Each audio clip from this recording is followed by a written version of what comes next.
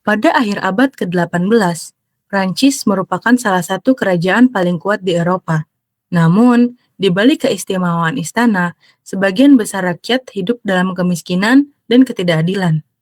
Krisis ekonomi, ketimpangan sosial, dan pengaruh pemikiran baru akhirnya memicu sebuah peristiwa besar yang mengubah sejarah dunia, yaitu French Revolution pada tahun 1789.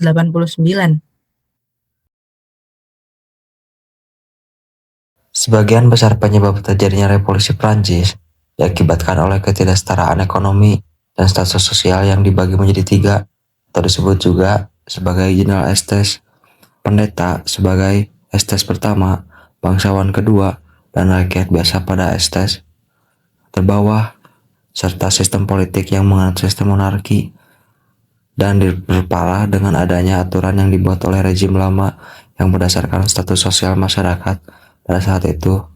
Perkebunan yang dimiliki oleh pendeta dan bangsawan akan dibebaskan dari pajak, sedangkan perkebunan yang dimiliki oleh rakyat biasa diharuskan membayar pajak kepada pemerintah. Kerajaan bertumbuh penduduk yang sangat cepat, menjadikannya Prancis sebagai negara terpadat. Dengan lebih dari 28 juta orang, kurangnya lapangan pekerjaan dan hasil panen dari pertanian juga semakin memburuk. Hal ini mengakibatkan kelaparan dan kesenjangan antar sosial.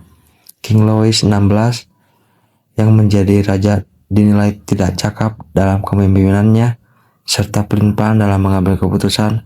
Hal ini membuat masyarakat menjadi geram, sehingga terjadi perselisihan antara keluarga bangsawan dan juga masyarakat Prancis. Tak hanya itu, istri dari King Louis yang bernama Maria Antoinette juga terkesan tidak adil dan selalu membenarkan atau membela keluarga bangsawan.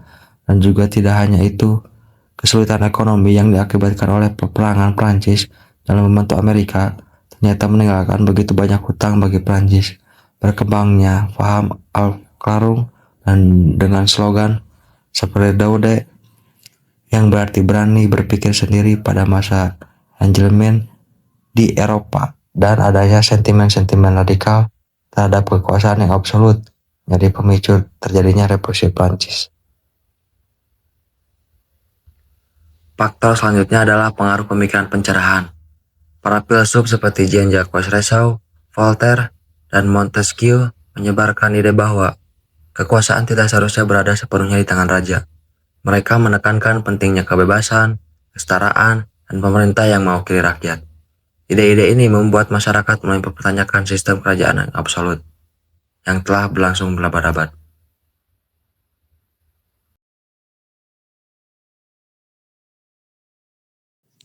Revolusi Prancis mulai memuncak pada tanggal 14 Juli 1789, ketika rakyat Paris menyerbu sebuah penjara kerajaan yang bernama Bastille. Penjara ini menjadi simbol kekuasaan absolut raja. Penyerbuan Bastille menandai dimulainya revolusi secara terbuka, dan hingga saat ini tanggal tersebut diperingati sebagai Hari Nasional Prancis. Setelah peristiwa itu, Majelis Nasional Prancis menyusun sebuah dokumen penting yang dikenal sebagai Declaration of the Rights of Man and of the Citizen. Dokumen ini menyatakan bahwa semua manusia memiliki hak yang sama di hadapan hukum, serta memiliki hak atas kebebasan dan keamanan. Pada tahun 1792, sistem monarki akhirnya dihapus, dan Prancis berubah menjadi republik. Raja Louis XVI ditangkap dan kemudian dihukum mati dengan cara guillotine pada tahun 1793. Namun, revolusi tidak langsung membawa stabilitas. Sebaliknya, Prancis justru memasuki masa yang dikenal sebagai Reign of Terror atau masa teror. Pada masa ini, pemerintahan radikal yang dipimpin oleh Maximilien Robespierre mengeksekusi ribuan orang yang dianggap sebagai musuh revolusi. Banyak bangsawan, pejabat, bahkan rakyat biasa dicurigai menentang revolusi dijatuhi hukuman mati. Periode ini menunjukkan bahwa revolusi yang awalnya bertujuan memperjuangkan kebebasan juga dapat berubah menjadi kekerasan politik.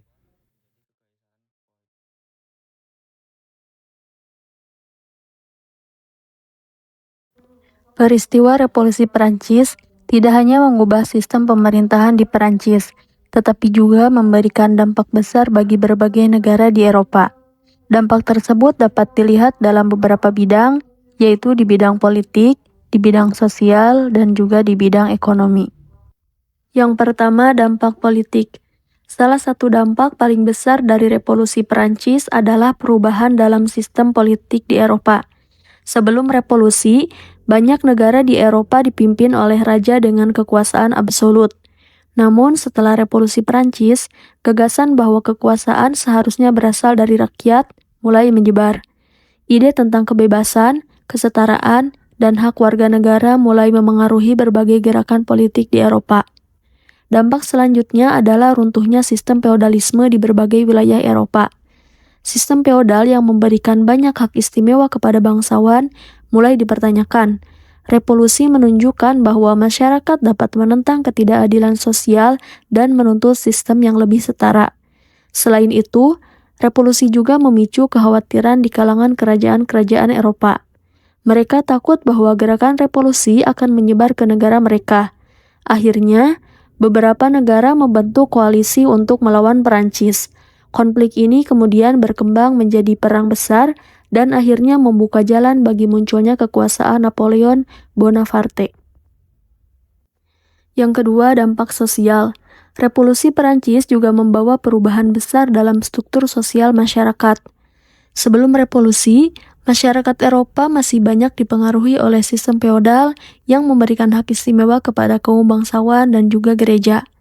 Namun, revolusi menentang sistem tersebut dengan menekankan bahwa semua manusia memiliki kedudukan yang sama di depan hukum. Akibatnya, di berbagai wilayah Eropa, muncul tuntutan untuk menghapus hak-hak istimewa kaum bangsawan dan menciptakan masyarakat yang lebih setara. Yang ketiga, dampak ekonomi. Dalam bidang ekonomi, revolusi Perancis juga membawa perubahan penting. Sistem feodal yang sebelumnya menghambat perkembangan ekonomi secara perlahan mulai dihapuskan. Hal ini membuka peluang bagi perkembangan perdagangan dan juga kegiatan ekonomi yang lebih bebas. Selain itu, ketika Napoleon Bonaparte berkuasa, ia memperkenalkan berbagai reformasi administratif dan juga hukum, termasuk Napoleonic Code, yang memberikan kepastian hukum bagi kepemilikan properti dan juga kegiatan ekonomi. Reformasi ini kemudian memengaruhi sistem hukum dan juga sistem ekonomi di berbagai wilayah Eropa.